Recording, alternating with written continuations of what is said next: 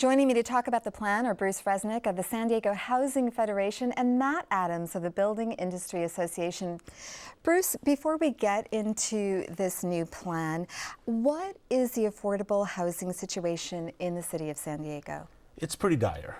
In San Diego, we have about 45,000 families that are on a waiting list for affordable housing. And they can be on that waiting list 3 years, 5 years, 10 years.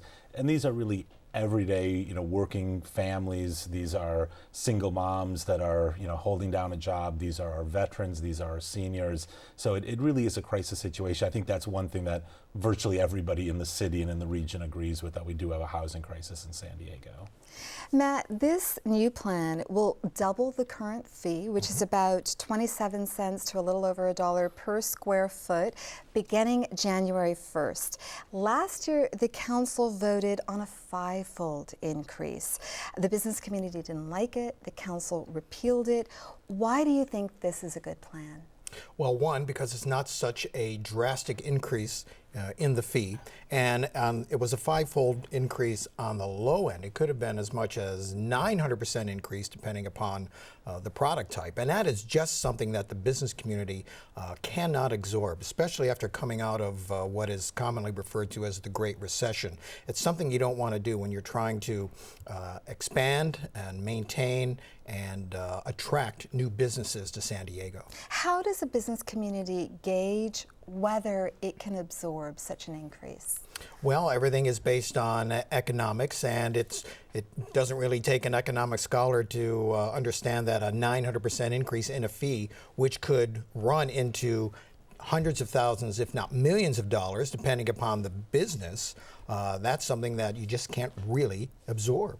Bruce, you opposed a previous version of this plan. What has changed? The big change, really the only change, is that it ended a sunset provision. So the proposal as originally put forward would have doubled the fee, which is just going back to the 1990 levels because it had been halved in 1996 without factoring in cost of living increases and inflation and all that. But it would have only doubled those fees for certain for the next 3 years. But it was exempting certain classes of development like manufacturing, warehouse, and that would have been in perpetuity. And so the way we were looking at it is, again, wanting certainty like the development community, the developers I, work on behalf of affordable housing developers, they look at it and say, okay, we can make, $4 or $5 million extra will go into the housing trust fund, which is important over the next few years. But after that, every year we would have seen about $300,000 a year less than currently because of the exemptions. So we were looking at a situation where 15, 20 years down the line, we could have actually raised less money for affordable housing, and we couldn't stand for that. And so the current agreement, it does include those exemptions because it was decided, this wasn't something we love, but it was decided that certain types of development we really want to promote in the city. And so those are exempted. Those exemptions are permanent. The doubling of the fee is also permanent. So over the next 20 years, we can look and say, we brought in an extra, $25, $30, $35 million for affordable housing locally. And that's expected to be how much this plan generates? Give or take, between about $1.6 to $2.2 million extra per year. And what's really important, though, is that money then gets leveraged with state and federal dollars.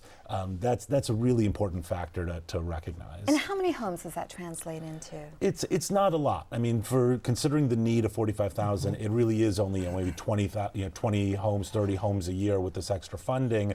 Maybe more if we can leverage a little bit more with the federal and state dollars. But we also recognize we are in such a shortfall of affordable homes.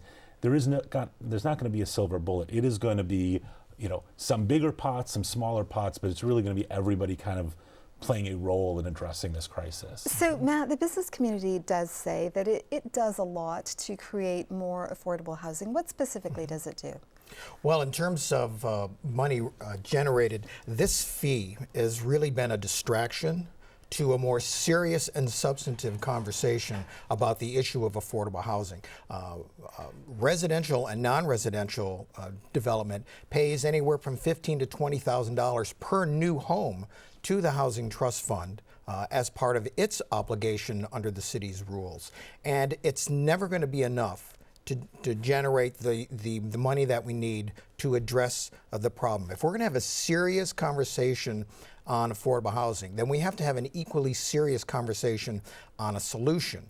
And to raise a fee on businesses that everyone agrees is a drop in a bucket when compared to the need, it deflects from the more realistic conversation we have to have, and that is, how do we generate a significant amount of revenue to address this issue once and for all? How do we look at the regulatory environment and improve that so affordable housing builders and others can bring their products to market sooner and help more people? That's the real conversation we have to have. The linkage fee has prevented that conversation, and now that we have this compromise, we are hopeful that this conversation can broaden in its scope and identify some real solutions to the problem. And that's a conversation we'll have during another segment. Bruce, Matt, thanks so much for coming on the program. Thank you. Thanks for having us.